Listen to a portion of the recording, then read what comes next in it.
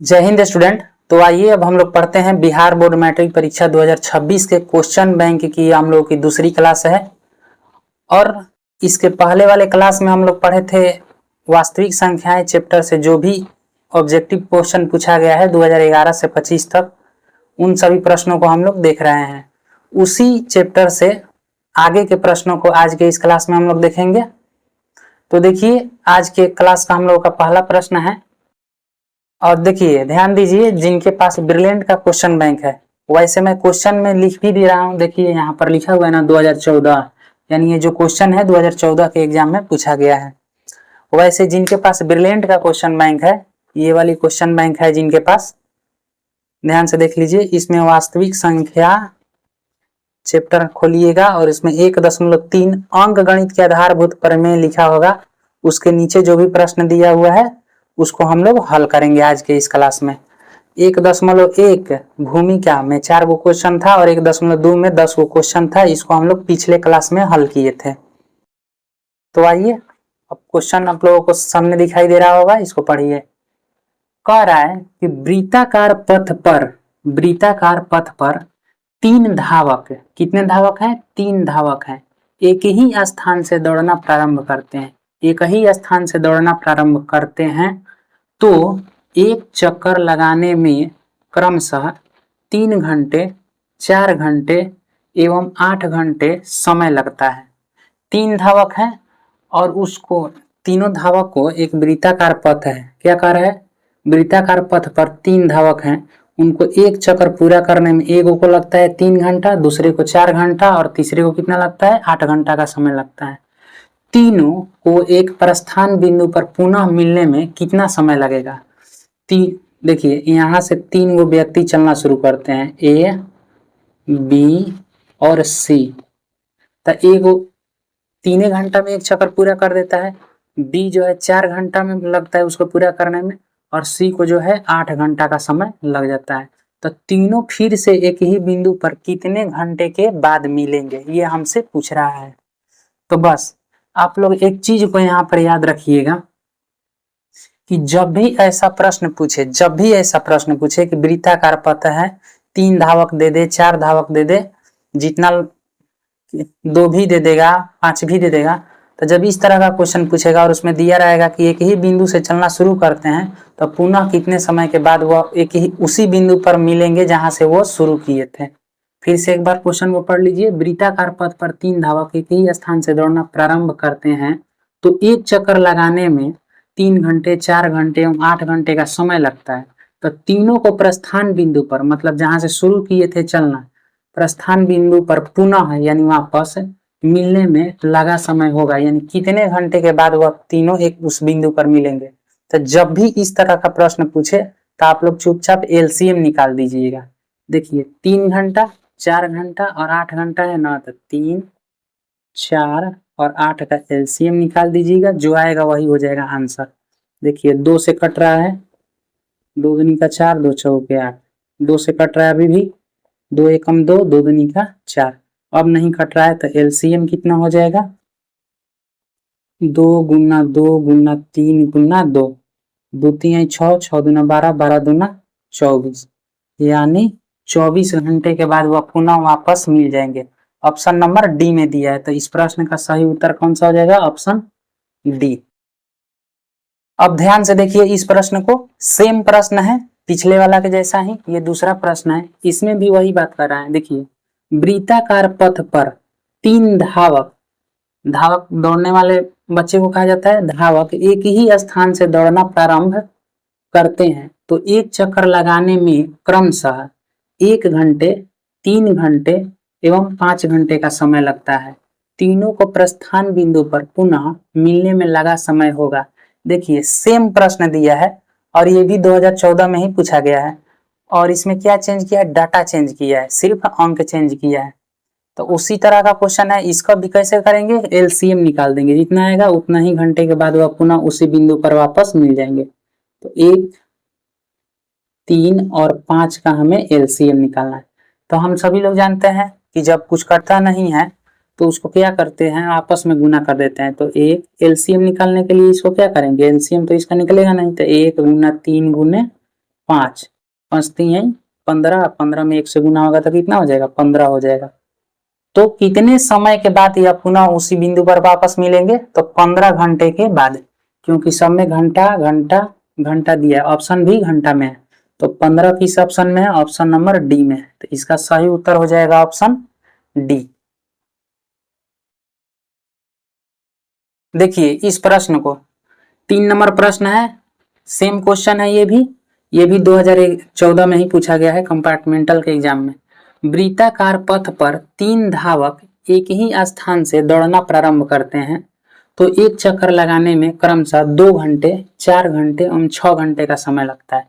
इसमें भी तीनों धावक पूछा है, एक ही स्थान से दौड़ना प्रारंभ करते हैं, एक को लगता है 2 घंटे एक चक्कर पूरा करने में, दूसरे को लगता है 4 घंटे और तीसरे को लगता है 6 घंटे एक चक्कर पूरा करने में। तो तीनों को प्रस्थान बिंदु पर पुनः मिलने में कितना समय लगेगा, तो 2, 4 और 6 का हम लोग एलसीएम निकाल देंगे, जितना आएगा उतना ही समय बाद वो वापस पुनः उसी बिंदु पर मिल जाएंगे। 2 एकम 2, 2 दूनी का 4, 2 तीन 6।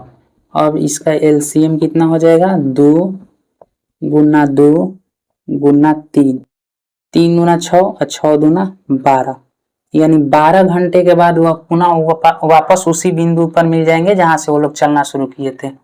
12 किस ऑप्शन में है, ऑप्शन नंबर सी में है, ऑप्शन सी इसका सही उत्तर हो जाएगा। अब ध्यान से देखिए 4 नंबर प्रश्न को। 4 नंबर प्रश्न में क्या दिया है, 4 नंबर प्रश्न कह रहा है कि यदि प्रथम 13,986 अभाज्य संख्याओं का योग, योग मतलब होता है जोड़, कितना है, n है, तो n हमेशा भाज्य होगा खाली स्थान से, यानी किससे भाज्य होगा, किनसे विभाजित होगा, ये पूछ रहा है। 6 से होगा कि 4 से होगा कि 8 से होगा। आइए 2018 में क्वेश्चन पूछा हुआ है, ध्यान से एक बार फिर से समझिए। प्रथम 13,986 अभाज्य संख्याओं का योग हमें पूछा है, ठीक है ना। हम कहेंगे कि प्रथम 2 प्राकृतिक संख्याओं का योग बताइए, तो प्राकृतिक संख्या एगो 1 होती है शुरू वाली, उसके बाद वाला 2 होता है, इसका योग कितना हो जाएगा, 3। हम कहेंगे कि प्रथम 4 प्राकृतिक संख्याओं का योग बताइए, तो 1 + 2 + 3 + 4 करेंगे, 4 3 7 2 9 1 10। अब समझ में आया क्या कह रहा है कि प्रथम 13,986 अभाज्य संख्याओं का, हमें प्राकृतिक संख्या नहीं पूछा था, हम केवल समझाने के लिए ही बता रहे थे। कितना अभाज्य संख्याओं का योग कितना है, n है, तो बताइए n हमेशा भाज्य होगा खाली स्थान से, यानी किससे भाज्य होगा। तो देखिए हम लोग जानते हैं सबसे शुरू वाली अभाज्य संख्या होती है 2, उसके बाद अभाज्य संख्या होती है 3, उसके बाद अभाज्य संख्या होती है 5, 7, 11, 13, 17, 19, 23 और इसी तरह से हम कितना अभाज्य संख्या लिखेंगे, 13,986 को। बताइए 13,986 अभाज्य संख्या लिखने में समय लगेगा कि नहीं लगेगा, लगेगा। तो उसके बाद हमें जो संख्या मिलेगी वो कितना बता रहा है कि उसका योग कितना है, n है। 13,986 बार लिखने के बाद उसको जोड़ना है, उसका कितना आएगा, वो कोई भी एक नंबर आ सकता है, ठीक। तो वो नंबर को बताना है कि वो किससे भाज्य होगा, ठीक। आप लोग समझ चुके हैं। तो बताइए उसको लिख कर जोड़ने में बहुत ज्यादा समय लगेगा, उससे अच्छा है हम लोग कॉन्सेप्ट का यूज करेंगे। क्या करेंगे, तो जिनको पता है वो तो ठीक है समझ लीजिए, और जिनको नहीं पता है वो कॉपी पर लिख लीजिएगा।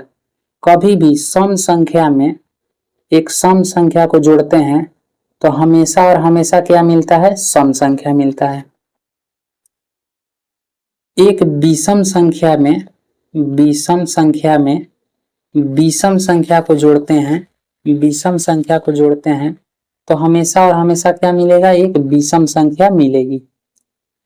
कभी भी सम संख्या में एक विषम संख्या को जोड़ेंगे, सॉरी यहाँ ध्यान दीजिए गलत हो गया, विषम संख्या में विषम संख्या को जोड़ेंगे तो हमेशा और हमेशा क्या मिलेगा, सम मिलेगा। याद रखना कि सम में सम को जोड़ेंगे तो सम मिलेगा, विषम में विषम को जोड़ेंगे तब भी सम मिलेगा। क्यों, क्योंकि देखिए 3 क्या है, विषम संख्या है, अब 5 क्या है, विषम संख्या है, 3 और 5 कितना होता है, 8 होता है। 8 कितना आ गया, सम संख्या आ गया कि नहीं। कभी भी सम संख्या में विषम संख्या को आप लोग जोड़िएगा ना तो हमेशा और हमेशा क्या मिलेगा, विषम संख्या ही मिलेगा। ठीक है, ये जिनको पता है ठीक है, जिनको नहीं पता है वो लोग कॉपी पर नोट कर लीजिएगा। अब बाद में नोट कीजिएगा, वीडियो को रोक करके अभी समझने पर ध्यान दीजिए। आप एक चीज बताइए कि कितना लिखा है, 13,986 बार। इसको अभी के लिए रहने देते हैं, इसको मत ध्यान में रखिए। इसको छोड़कर आप देखिए तो जितना भी अभाज्य संख्या हम लिख रहे हैं, सम संख्या है कि विषम संख्या है। तो 3 क्या है, विषम संख्या। 5 क्या है, विषम संख्या। 7 क्या है, विषम संख्या। 11 क्या है, विषम संख्या। 13 क्या है, विषम संख्या। 17 विषम संख्या। 19 विषम संख्या। 23 विषम संख्या। उसके बाद जितना भी लिखेंगे ना अभाज्य संख्या, हमें सब विषम मिलेगी।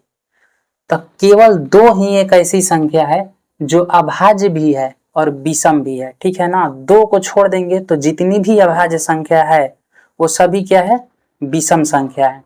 तो अब एक यहाँ अब देखिए 13,986 में से एक को हम घटा देंगे तो कितना बच गया, 13,986 में से एक को घटा देंगे तो कितना मिलेगा, मतलब इसको अभी नहीं जोड़ रहे हैं, अभी हम समझने पर ध्यान दीजिए। 13,900 कितना होगा, 85। यदि इसको हम छोड़ दें तो इधर कितना अभाज्य संख्या हम टोटल लिखे हैं, 13,985 को। यानी 13,985 जो संख्या है वो सम संख्या है कि विषम संख्या, विषम संख्या है। ठीक है, अब यहाँ ध्यान से समझिए ना कि जब 3 में 5 जोड़ते हैं तो कितना आता है, 8 आता है, आता है ना। 3 और 5 8 है, इस सबको जोड़ते हैं तब कितना आता है, 3 और 5 8 और 7 कितना आता है, 15 आता है। जब इसको भी यदि हम जोड़ लेंगे, ध्यान से समझिए एक बार, इसको थोड़ा सा ध्यान से समझिएगा आप लोग। 3 में 5 जोड़ेंगे तो कितना आएगा, 8 आएगा। 3 5 8 सबको जोड़ देंगे तो कितना मिलेगा हमको, 15 मिलेगा।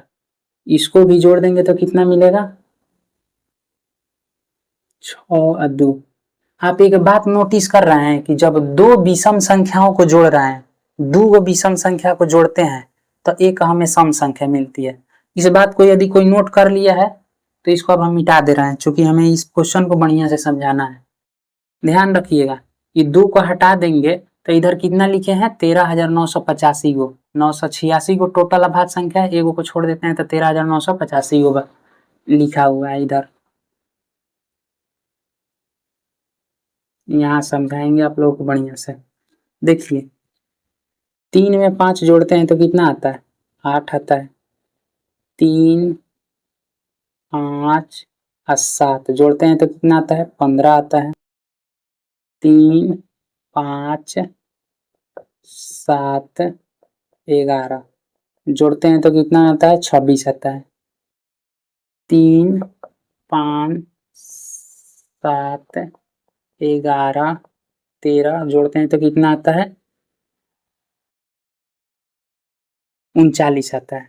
ठीक है, अब एक चीज यहाँ ध्यान से देखिए आप लोग, विषम संख्या में विषम संख्या को जोड़े हैं तो क्या आता है, सम संख्या। आया कि नहीं आया, सम संख्या हम लोग को पता है। तो कितनी विषम संख्याओं को जोड़े हैं तो सम संख्या आया है, 2 विषम संख्या को जोड़े हैं तो क्या आया, सम संख्या। 2 संख्याओं को हम लोग क्या किए हैं, जोड़े हैं। ठीक है, ये कौन सा है, 15 क्या है, विषम संख्या है। 3 5 7 यानी 3 गो विषम संख्या को जोड़नी है जा तो 15 आइला। कितना विषम संख्या के जोड़ ले बनी जा, 3 गो। 1 2 3 4 4 को जब विषम संख्या के जोड़ ले बन जाता 26 आइल बा। 26 का है एक सम संख्या, सम संख्या आइल बा। को जोड़ला पर 4 गो। 1 2 3 4 5 5 गो जब संख्या के जोड़ ले बनी जा अभाज्य संख्या के तो क्या आइल बा, विषम संख्या आइल बा। हम समझाना क्या चाह रहे हैं बस इसको ध्यान से देखिए। जब 2 गो विषम संख्या को जोड़ते हैं तो एक सम संख्या मिलता है। 3 गो विषम संख्या को जोड़ते हैं तो विषम संख्या, अर्थात विषम नंबर। समझ रहे हैं आप, विषम नंबर को जोड़ रहे हैं 3 बार। 3 क्या है, विषम संख्या है। 4 क्या है, सम संख्या। 5 क्या है, विषम संख्या। तो जब इवन नंबर यानी सम संख्या बार सम संख्याओं को जोड़ते हैं तो सम संख्या आ रहा है। विषम संख्या बार यानी तीन क्या है, विषम, तीनों क्या है, एक दो तीन, तीन गो विषम संख्या के जोड़नी है जा तब विषम संख्या मिलला। चार गो जब हमनी के जोड़नी है जा संख्या के विषम संख्या के तो सम संख्या मिलला। एकर मतलब का भइल, एकर मतलब तो इहे भइल कि जब विषम संख्या के सम बार जोड़ल जाई, सम बार मतलब सम संख्या के बार, तो का आई सम संख्या आई। लेकिन जब विषम संख्या के विषम बार जोड़ल जाई तो कितना आई, विषम संख्या। अब ध्यान से देखो, 3 5 7, इसी तरह से हमको कितना 986 है ना, तो 2 को अभी नहीं जोड़ रहे हैं, कितना 13,985। 13,985 सम संख्या है कि विषम संख्या, विषम संख्या है, यानी विषम बार अभाज्य संख्याओं को जोड़ रहे हैं तो हमें जो संख्या मिलेगा वो सम संख्या मिलेगा कि विषम संख्या मिलेगा, विषम संख्या मिलेगा। क्योंकि ध्यान से देखिए यहाँ पर विषम बार, विषम बार, विषम बार विषम संख्याओं को जोड़े हैं तो विषम संख्या मिला है। विषम बार 5 क्या है, विषम संख्या है, 5 बार विषम संख्या को जोड़े हैं तो विषम संख्या मिला है। तो 13,985 बार जोड़े के बाद अभाज्य संख्या क्या, टोटल अभाज्य संख्या सम संख्या के विषम संख्या, विषम संख्या 2 के छोड़ के, तब 13,985 एगो विषम संख्या है, यानी 13,985 अभाज्य संख्या के जोड़न जा तो विषम संख्या हमनी के मिली, इतना तक पता चल गई। तो एक मतलब हमके जान बनी जा कि पूरा के योग कितना आई, विषम संख्या, विषम संख्या आई। अब ध्यान से देखिए 2 क्या है, सम संख्या है ना, तो ई जितना ही पूरा हिने जोड़ले बनी जा 13,985 गो नंबर के, ओकरा जोड़ला के बाद जो नंबर आइला वो विषम नंबर बनला। तो ई विषम नंबर में है 2 जोड़न जा, 2 का है सम संख्या, यानी सम संख्या में विषम संख्या जोड़न जाता, हमनी के जाना तनी जा कि विषम संख्या मिली, यानी विषम मिलेगा। सम में विषम को जोड़ेंगे तो क्या मिलेगा, विषम मिलेगा।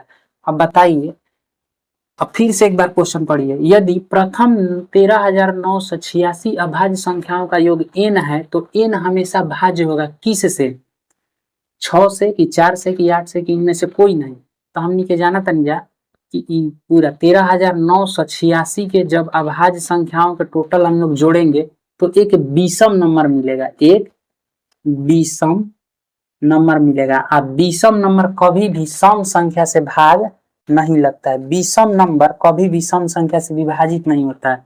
और देखिए ऑप्शन ए में क्या है, 6 सम संख्या है, इससे विभाजित नहीं होगा। 4 क्या है, सम संख्या है, विभाजित नहीं होगा।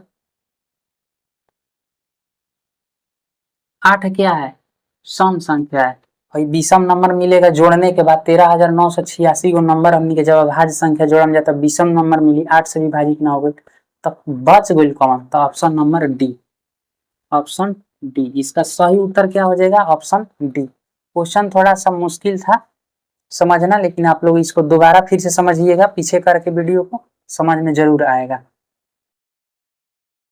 आइए अब 5 नंबर क्वेश्चन को समझते हैं। 5 नंबर प्रश्न में दिया है कि सबसे छोटी पूर्ण संख्या, ध्यान से पढ़िए, सबसे छोटी पूर्ण संख्या जो 16, 20, 24 प्रत्येक से भाज्य हो वह है कौन सी संख्या होगी इनमें से, जो 16 से भी विभाजित होगी, 20 से भी विभाजित होगी और 24 से भी विभाजित होगी। मतलब ये चारों ऑप्शनवा में से कौन ऐसा नंबर बा जवन 16 से कट जाता, 20 से कटता और 24 से कटता। और ध्यान देवे के बा कि पूर्ण संख्या भी होखे के चाहिए। का पूछले बा, सबसे छोटी पूर्ण संख्या जो 16, 20 तथा 24 प्रत्येक से भाज्य हो वह संख्या है। ठीक है, जब भी ऐसा प्रश्न पूछेगा कि सबसे छोटी पूर्ण संख्या कौन है जो इतना इतना इतना से विभाजित होती है, यानी भाज्य होती है चाहे कट जाती है, तो चुपचाप उसका क्या करना है, एलसीएम निकाल देना है। 16, 20, 24, 16, 20, 24 के जब हमने एलसीएम निकाला तनी जा तो 2 8 16, 2 10 20 और 2 12 24, 2 4 8, 2 5 10, 2 6 12, दो दूनी का 4, 2 5 के 5 हो गई, 2 3 6। तो एलसीएम कितना आ गया? एलसीएम आ गया आपका 2 गुना 2 गुना 2 गुना 2 गुना 5 गुना 3। दो दूनी का 4, 4 3 12, सॉरी दो दूनी का 4, 4 दूना 8, 8 दूना 16, 16 का 6 80 और 3 का 24, 240। यानी एलसीएम कितना आया? 240 आया। तो 240 वह छोटी संख्या है जो 16 से 20 से और 24 से विभाजित तो होगी। और ऑप्शन में कितना दिया है? 240 ऑप्शन ए में दिया है। लेकिन इसका सही उत्तर ये नहीं है। क्यों? क्योंकि 240 एक पूर्ण वर्ग संख्या नहीं है। 240 एक पूर्ण वर्ग संख्या नहीं। ध्यान से समझिएगा, क्वेश्चन में क्या बोला है? सबसे छोटी पूर्ण संख्या। पूर्ण वर्ग लिखा है, पूर्ण लिखा है, एक बार कंफर्म होने दीजिए। पूर्ण वर्ग लिखा है, वही तो कह रहा है। यहाँ पूर्ण वर्ग होगा, पूर्ण वर्ग संख्या होगा। सबसे छोटी पूर्ण वर्ग संख्या, वर्ग संख्या पूछ रहा है। अच्छा, हम आपसे बोलेंगे कि बताइए कि 3 पूर्ण वर्ग संख्या है? तो 3 पूर्ण वर्ग संख्या नहीं है।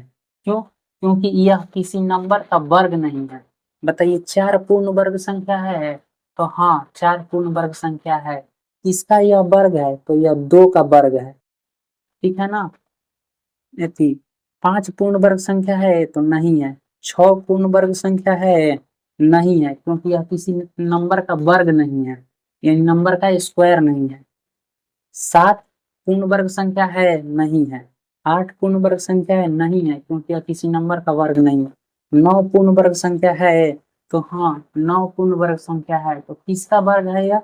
यह 3 का वर्ग है। अब आप लोगों को तो समझ में आ ही गया होगा कि पूर्ण वर्ग संख्या किसको कहते हैं। 4 पूर्ण वर्ग संख्या है, एक पूर्ण वर्ग संख्या है, क्योंकि एक ही का वर्ग होता है। 4 पूर्ण वर्ग संख्या है, 9 पूर्ण वर्ग संख्या है, 16 पूर्ण वर्ग संख्या है, 25 पूर्ण वर्ग संख्या है। अब आप लोगों को समझ में आ गया होगा कि पूर्ण वर्ग संख्या किसको कहते हैं। तो वही देखिए 240 दिए। जब भी क्वेश्चन में कहा था, यदि क्वेश्चन हमको इतना बोला रहता कि सबसे छोटी संख्या कौन है जो 16, 20 और 24 है, पूर्ण वर्ग की बात नहीं किया रहता, बोलता कि सबसे छोटी संख्या कौन है इनमें से जो 16, 20 और 24 प्रत्येक से भाज्य हो, तो हम चुप इसका एलसीएम डायरेक्ट निकालते और 240 आंसर मार देते। लेकिन हमें एक कंडीशन दे दिया है कि वह सबसे छोटी पूर्ण वर्ग संख्या हो कौन सी है जो 16, 20 और 24 से विभाजित हो। यानी 16, 24 और 20 से तो कटे ही कटे, लेकिन साथ ही साथ वह पूर्ण वर्ग संख्या भी होनी चाहिए। तो 240 तो हमारा आया एलसीएम। अब इसके आगे हम क्या करें इसका आंसर निकालने के लिए? कुछ नहीं, बस अभाज्य गुणनफल करेंगे 240 का। 2 एकम 2, दो दूनी का 4, 120 मत में 2 के पहाड़ा से ये 60 मत में कट गया, 2 के पहाड़ा से 30 मत में कट गया, 2 के पहाड़ा से 15 मत में, 3 के पहाड़ा से 5 मत में। अब यहीं पर ध्यान से आप लोग समझिए कि 200 इसको मिटा देते हैं। 240 के बदला में हम क्या लिख दिए? 1 2 3 4, 2 गुना 2 गुना 2 गुना 2 गुना 3 गुना 5। देखिए 2 एकम 2, 120 गुना 240, 60 मार्क में, 30 मार्क में, 2 15 3 5। ठीक। अब ध्यान से देखिएगा ना, तो 2 का एक जोड़ा यहाँ पर दिखाई दे रहा है, 2 का जोड़ा यहाँ पर दिखाई दे रहा है, 3 का जोड़ा नहीं है और ना ही 5 का जोड़ा है। ध्यान से समझिए। अब इसको हम लोग पूर्ण वर्ग बनाएंगे। जब भी क्वेश्चन कहेगा कि छोटी सबसे छोटी पूर्ण वर्ग संख्या ज्ञात कीजिए जो इतना से इतना इतना से कटे, तो उसका तो एलसीएम निकालना है, एकदम एलसीएम निकालना है। एलसीएम निकालने के बाद क्या करना है? उसका अभाज्य गुणनफल करना है। इसका जोड़ा लग गया, इसका जोड़ा कंप्लीट है, इसका जोड़ा कंप्लीट नहीं है। तो इसका जोड़ा को कंप्लीट करने के लिए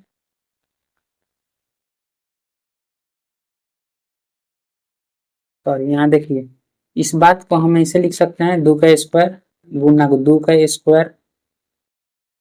इसको 3 का स्क्वायर करने के लिए एगो 3 से अपने मन से गुना करना हो।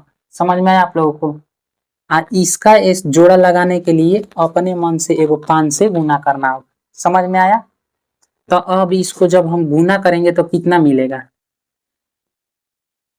इसका जोड़ा पहले से था और एक जोड़ा और था, पहले से 3 का जोड़ा नहीं था, तो 3 का जोड़ा बनाने के लिए एगो 3 से अपने मन से गुना किए और एगो 5 से अपने मन से गुना किए। अब जोड़ा कंप्लीट हो गया कि नहीं, 2 का जोड़ा, 2 का जोड़ा, 3 का जोड़ा, 5 का जोड़ा। अब इसको गुना कर देंगे तो जितना भी आंसर आएगा गुना करने के बाद वही हम लोग का आंसर हो जाएगा। देखिए 2 दूनी का 4, 2 दूनी का 4, सॉरी 4 गुना 4 गुना तितरी का 9 गुना 5 5 25। अब ध्यान से देखिए गुना कर रहे हैं, 25 में 4 से गुना करेंगे तो 25 चौका 100, और 100 में 9 से गुना करेंगे तो 900, और 9 चौका 3600। 3600 कौन ऑप्शन में दिया है तो ध्यान से देखिएगा, तो 3600 ही एकमात्र ऐसी संख्या है जो पूर्ण संख्या भी है, और 20 16 से भी कट जाती है पूरा पूरा, 20 से भी पूरा पूरा कटेगी, और 24 से भी पूरा पूरा कटेगी। 240 भी है जो 16 से कटेगी, 20 से कटेगी, 24 से कटेगी, लेकिन यह पूर्ण वर्ग संख्या नहीं है, इसीलिए आंसर नहीं होगा, क्योंकि हमसे पूर्ण वर्ग संख्या पूछा था। ठीक है ना। देखिए 6 नंबर प्रश्न को, अब 6 नंबर प्रश्न में कह रहा है कि दो संख्याओं का लघुत्तम समापवर्त इनके महत्तम समापवर्तक का 14 गुना है। लघुत्तम समापवर्तक जो है, लघुत्तम समापवर्त जो है महत्तम समापवर्तक का 14 गुना है। इनके एलसीएम लघु लसौ, लसौ मतलब लघुत्तम, और मसौ, मसौ मतलब महत्तम, इनके लसौ और मसौ का जोड़ 600 है। लसौ और मसौ का जोड़ कितना है, 600 है। यदि एक संख्या 280 है तो दूसरी संख्या होगी, इनमें से बताना है कि दूसरी संख्या कौन होगी। यह 2018 के एग्जाम में पूछा है। अब ध्यान से समझिए, प्रश्न तो आप लोगों को समझ में आ ही गया होगा। क्या कह रहा है कि दो संख्याओं का लघुत्तम लसौ, लघुत्तम समापवर्त इनके महत्तम समापवर्तक का 14 गुना है। तो इस बात को आगे लिखते हैं, दो संख्याओं का एलसीएम, एलसीएम मतलब लघुत्तम समापवर्त, इनके महत्तम समापवर्तक का 14 गुना है, यानी HCF का मतलब गुना, 14 गुना है। नहीं समझ में आया, फिर से समझिए। दो संख्याओं का लघुत्तम समापवर्त यानी एलसीएम जो है, इनके महत्तम समापवर्तक का 14 गुना है। महत्तम समापवर्तक यानी HCF का 14 गुना है। तो ये हो गया समीकरण नंबर फर्स्ट। ठीक है, एलसीएम बराबर HCF गुना 14, यानी जहां एलसीएम लिखेगा वो यहाँ हम HCF गुना 14 लिख सकता नहीं। ठीक, इसके आगे क्या करा है, इनके लसौ और मसौ का जोड़ 600 है, यानी LCM प्लस HCF का जोड़, यानी LCM प्लस HCF कितना दिया है, 600 है। लसौ और मसौ का जोड़ कितना है, 600 है। ठीक, यदि इनमें से एक संख्या 280 है तो दूसरी संख्या हमें बताना है। एक संख्या 280 है तो दूसरी संख्या हमें बताना है।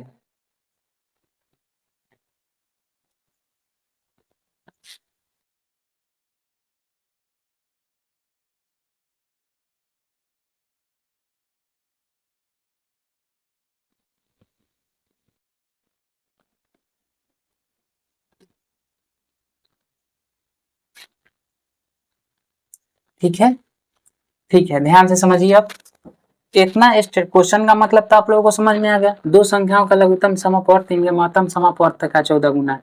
एलसीएम जो है महत्तम समापवर्त का 14 गुना है। ठीक है जी। अब आगे कह रहा है कि एलसीएम और एचसीएफ लघुत्तम समापवर्त और महत्तम समापवर्त का योग कितना है, 600 है। इनमें से एक संख्या दी है 280, तो दूसरी संख्या हमें बताना है। ठीक है, एलसीएम के बदला में हम कितना लिख सकते हैं, एक पता बताओ तो। एलसीएम के बदला में हम कितना लिख सकते हैं, 14 HCF लिख सकते हैं कि नहीं लिख सकते हैं। HCF गुना 14 है, तो 14 में जब HCF से गुना करेंगे तो 14 HCF लिख सकते हैं कि नहीं लिख सकते हैं, लिख सकते हैं। अब प्लस में क्या है, एगो और HCF है, HCF है, इसको समीकरण नंबर 2 मान लेते हैं। यानी समीकरण 1 का मान, एलसीएम का मान समीकरण 2 में भरने पर कितना हमें मिल रहा है, बराबर में कितना है, 600 चल रहा है। 14 गो HCF HCF कौ होगा, एक होगा, तो 14 HCF और एक HCF कितना हो गया, 15 HCF बराबर कितना है, 600। तो HCF बराबर कितना आ गया, 600। 14 इधर HCF के साथ, सॉरी 15 इधर HCF के साथ गुना में है, इधर आएगा तो क्या हो जाएगा, भागा में हो जाएगा, सॉरी बाटा में।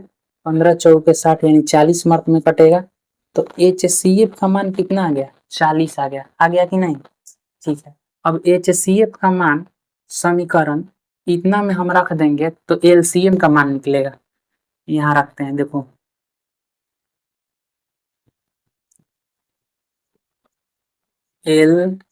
LCM को हम L लिखते हैं और HCF को प्लस H लिखते हैं, बराबर कितना है, 600 है।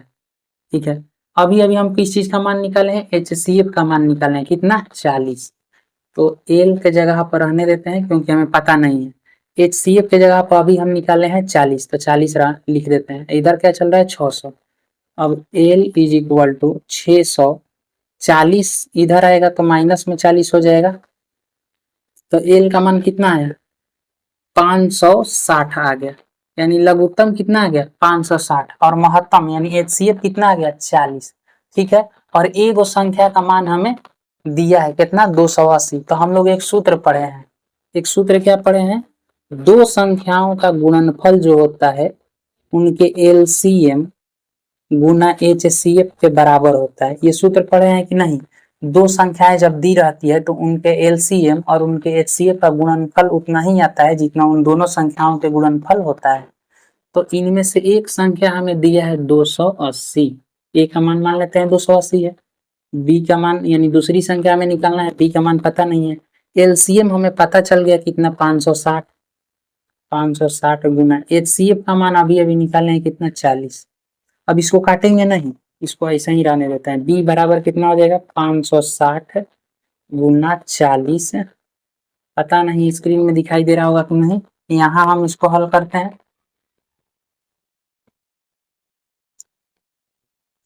इस बात को लिख लेते हैं ताकि याद रहे। HCF कितना निकाले हैं हम लोग, HCF निकाले हैं 40 और LCM निकाले हैं 560, 560।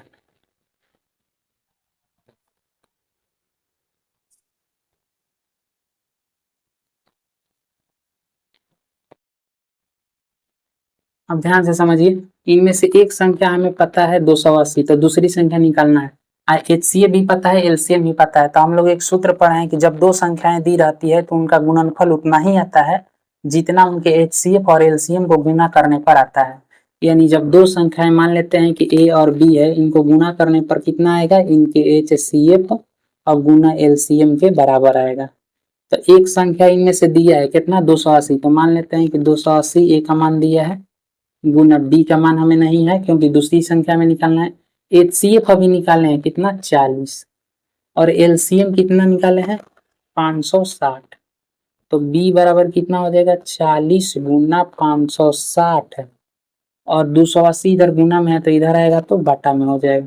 अब ध्यान से देखिएगा, तो 0 से 0 खत्म हो जाएगा, 28 का पारा से 28 गुना 56, 2 मार्क में खत्म हो जाएगा। तो b का मान कितना निकला, b का मान है 40 में 2 से गुना करेंगे तो आ जाएगा 80। तो दूसरी संख्या कितना है, 80 है। कौन सा ऑप्शन में दिया है, तो ऑप्शन नंबर बी में दिया है। कुछ भी नहीं करना था, बस जैसे जैसे क्वेश्चन बोला है उसी तरह से हम काम किए। लघुत्तम समापवर्तक यानी L जो है ये महत्तम समापवर्तक का 14 गुना है, यानी H का 14 गुना है, यानी H में 14 से गुना करेंगे।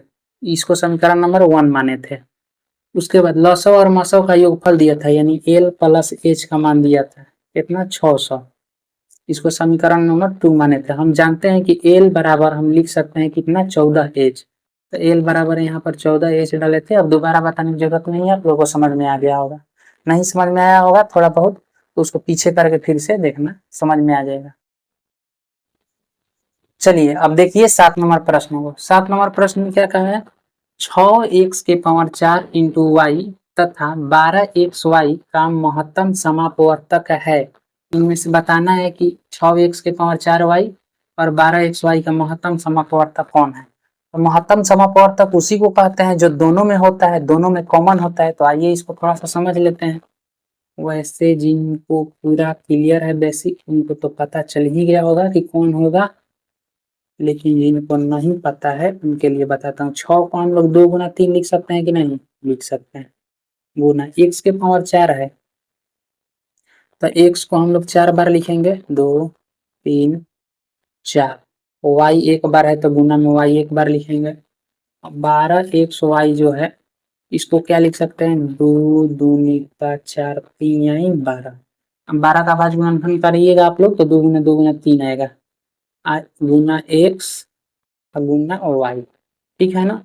अब HCF हमें लिखना है इन दोनों का, तो HCF आप लोग जानते हैं जो दोनों में मिलता है उसी को कहते हैं। तो 2 एगो मिल रहा है, और क्या मिल रहा है? एगो 3 मिल रहा है, और क्या मिल रहा है? एगो x मिल रहा है, और क्या मिल रहा है? एगो y मिल रहा है। तो यही हो जाएगा हम लोग का क्या? 6xy। 6xy इसका HCF हो जाएगा। कौन सा ऑप्शन में है? 6xy, ठीक है ना। 6xy इसका HCF हो गया। और यदि हमसे LCM पूछा रहा था तब क्या करते हैं? अब इसको तो हम पूरा ऐसे कर दिए, लेकिन LCM यदि हमसे पूछा रहा था तब कौन सा आंसर देते? ध्यान से देखिएगा, LCM में क्या होता है, जो कॉमन होता है उसको तो लिखबे करेंगे। जैसे 2 है तो 2 को लिख दिए, 3 है कॉमन तो 3 को लिख दिए, x है कॉमन तो x लिख दिए, y है कॉमन तो y लिख दिए। अब जो कॉमन नहीं था उन सब को पीछे गुना करेंगे। जैसे एगो 2 यहाँ था, और क्या था? एगो x था यहाँ पर, एगो और x था, एगो और x था, यानी 2 गो x, और कुछ था नहीं। तो LCM इसका कितना आ जाता है? 2 3 6 और दूना 12, x गुना x गुना x गुना x 4 बार आया है, तो x के पावर 4, y एक बार है। तो LCM यदि हम लोग निकालते हैं ना इसका, तो 12 x के पावर 4 y होता है, ठीक है। लेकिन HCF कहाँ है? तो HCF मतलब जो दोनों में कॉमन होता है उसी को लिखते हैं। चलिए तो ध्यान से देखिए इस प्रश्न को। 8 नंबर प्रश्न है, कह रहा है कि √10 गुना √15 बराबर है, किसके बराबर है ये बताना है। 2008 का प्रश्न है। देखिए √10 जो है उसमें गुना कर रहे हैं √15 से, तो इसको हम एक रूट में ला सकते हैं कि नहीं? ला सकते हैं। 10 गुना 15 लिख सकते हैं। अब यहाँ ध्यान से समझिए कि 10 के बदला में हम क्या लिख सकते हैं? 2 5 10, 15 के बदला में हम क्या लिख सकते हैं? 3 5 15। अब यहाँ जोड़ा किस चीज का लगा? एगो 5 यहाँ है, एगो 5 यहाँ है, यानी 5 का जोड़ा लग गया। इसको इस तरह से समझिए, 2 गुना 3 गुना 5 गुना 5, जोड़ा लग गया। तो जो जोड़ा लग जाता है उसको रूट से बाहर निकाल देते हैं, 5 बाहर आ जाएगा, 2 गुना 3 इधर रह जाएगा।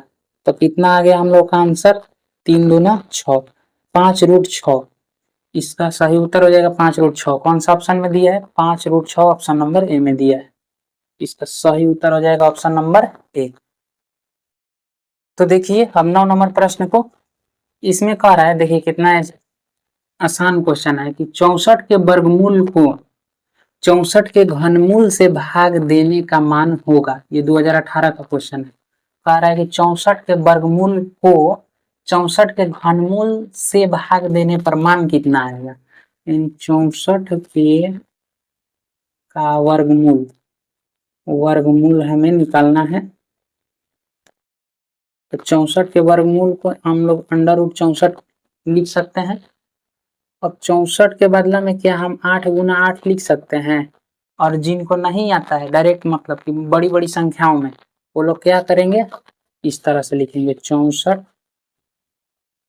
2 से करेंगे, 2 3 6 2 बन के 4, 16 मार्क में 2 8 16, 2 4 8, 2 दूनी का 4। इस तरह से करना है। 1 2 3 4 5 6, 1 2 3 4 5 6, 1 2 3 4 5 6, ठीक है ना।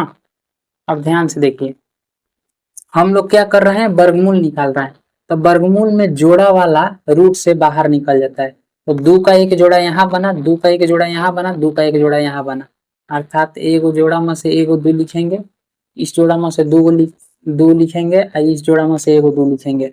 टोटल आंसर कितना आया? 2 गुने 2 गुने 2, 2 दूनी का 4, 4 दूना 8। तो 64 का वर्गमूल कितना आ गया? तो 64 का वर्गमूल आया 8। अब 64 के वर्गमूल को 64 के घनमूल से भाग देना है। तो 64 का घनमूल निकालेंगे यहाँ पर, 64 का घनमूल, 64 के घनमूल को हम लोग इस तरह से लिखते हैं। 64 जब इस 64 के घनमूल तो इस तरह से लिखा जाता है, यहाँ पर 3 लिखा जाता है। जब 3 नहीं रहे, इसमें कुछ नहीं रहे, तो समझ जाना है कि वो वर्गमूल का साइन है। देखो इसमें कुछ नहीं ना है, लेकिन यहाँ क्या आ गया? 3 आ गया, यानी इसमें से 3 जोड़ा बाहर, 3 गो में से एगो बाहर निकलेगा। इसमें से क्या हो रहा था? 2 गो में से, अर्थात जोड़ा में से बाहर निकल रहा था। तो 64 को भी इसी तरह से गुना करेंगे, तो जब इसका अभाज्य गुणनखंड करके लिखेंगे तो उतना ही आएगा जितना यहाँ आया है, 1 2 3 4 5 6 गो। 1 2 3 4 5 6, ठीक। तो देखिए घनमूल निकाल रहे हैं, तब 3 का जोड़ा में से निकलेगा, 3 के पेयर में से एक गो निकलेगा। देखिए 3 गो 2 है ना, तो एगो 2 बाहर निकालेंगे, 3 गो 2 है ना, तो एगो 2 बाहर निकालेंगे। कितना आ गया? 2 दूनी का 4। 64 का वर्गमूल जो है 8 आया और 64 का घनमूल जो है 4 आया।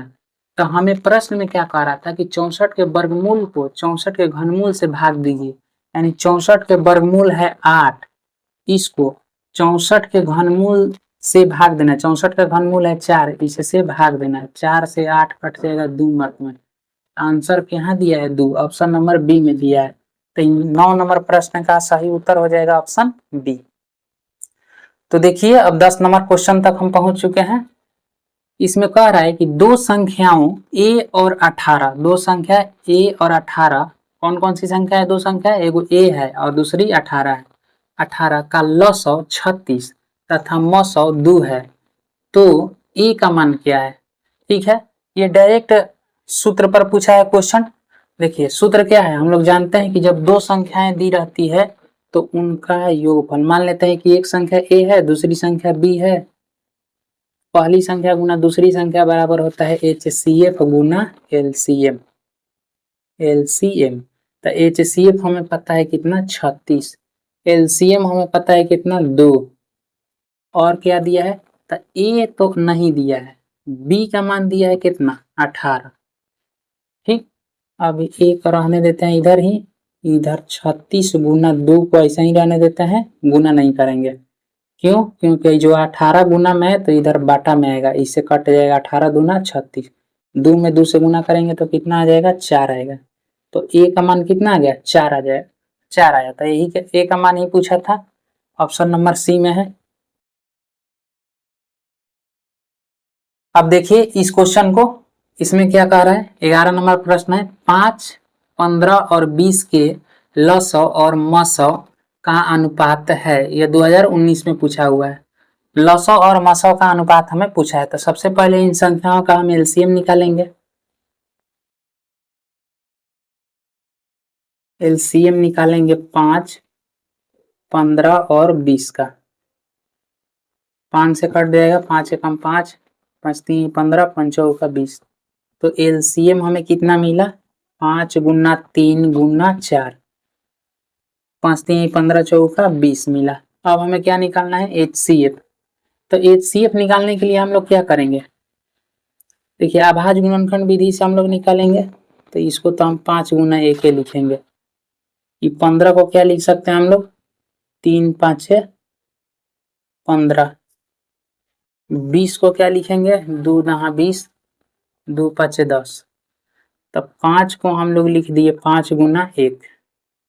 15 को हम लोग लिख दिए 3 गुना 5। गुना 1 इसमें भी लिख सकते हैं, क्योंकि 5 से काटेंगे तो 1 बचेगा, 5 से काटेंगे तो 1 बचेगा। 20 को हम लोग लिख सकते हैं 2 गुना 2 गुना 5 गुना 1। हमें तो लिखना है HCF। तो HCF उसी को कहते हैं जो तीनों में हो, तीनों में कॉमन हो। तो देखिए एगो 5 5 और 5 यहाँ मिल रहा है। और क्या मिल रहा है? अब कुछ नहीं मिल रहा है, 1 मिल रहा है, तो 1 लिखिए चाहे मत लिखिए। तो HCF कितना आ गया? 5 और LCM कितना आ गया? 20। तो हमें क्या पूछा है? लसौ और मसौ का HCF। तो आगे लसौ का नाम लिया है ना, तो आगे लघुत्तम समवर्तक और उसके बाद मसौ का नाम लिया है तो HCF पाते हैं मसौ को। तो L कितना आया है? 20। HCF कितना आया है? 5।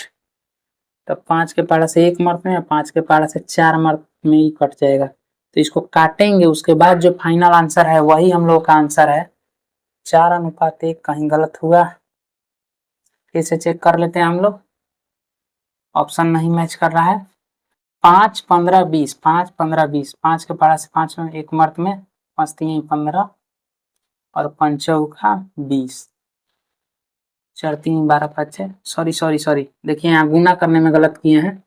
4 3 12 12 5 60 होता है। ठीक है, लघुत्तम कितना आया है? 60 और महत्तम कितना आया है? 5। यही तो हमें निकालना था, मतलब कि अनुपात।